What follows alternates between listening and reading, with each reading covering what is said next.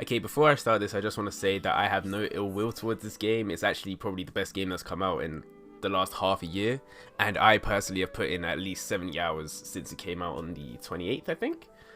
But yeah, this video is just to go over some of the issues that could potentially make this game a lot better. It could also really help the co-op situation, because right now the co-op is extremely lacking, whereas it excels in every other aspect of the game. Okay, so first things first, I do want to talk about the original resin cap that you have at 120 resin a day.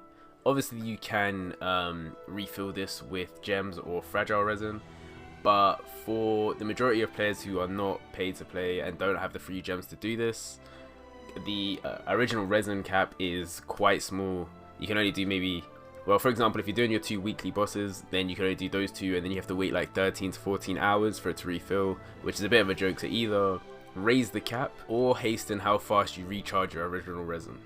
So the second thing that I want to talk about is daily quests. Now, I'm not talking about the 4 daily quests that you get from the Adventurers Guild. We have something on that a bit later, maybe for another video. But on this one, I'm talking about the fact that there should be around 10 daily quests that you can do in another person's world, so that you're not basically just sitting there doing nothing. So the reward for this should be around 50 adventure rank to 100 adventure rank, just so it gives someone else an incentive to go into your world, because as the game currently stands, after the first time of doing co-op, just to test it out and see how it is, there's not really a need to go back. Okay, so this one means a lot to me personally, and this is shared chests in other people's worlds. So this should work a lot like the flower loot that you get from when you fight a world boss, or if you go and do a ley line with someone else in their world. It shouldn't cost you original resin to open, but as long as you have not found that chest in your own world and you found it in someone else's, then you should be able to open that chest without it affecting the other person's loot. The reason I say this is just because the countless amount of times I've been to someone's world and we've figured out a puzzle to open the chest and they've been able to get the chest and I haven't. It's just jarring. My final point is the shopkeepers. Now, there is no real reason as to why I can see that I should not be able to access any of the shopkeepers, or well, most of the shopkeepers, whilst I'm in someone else's world playing co-op.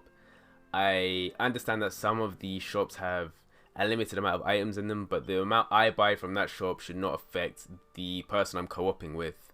It should not affect their availability to that item. I can't quite see a reason as to why I'm not able to talk to some of the shopkeepers. That's all I have for today. So if you have any more co-op ideas or suggestions, leave it down in the comments below. Hopefully we can improve the co-op of this game, because really the only thing that's lacking. If you did like the video, make sure to leave a like, comment, and subscribe. If you want to check out my main channel where I just shitpost, then that link will be in the description. If you want to see me stream this on Twitch, then that link will be in the description also. And hopefully I'll see you in my next video.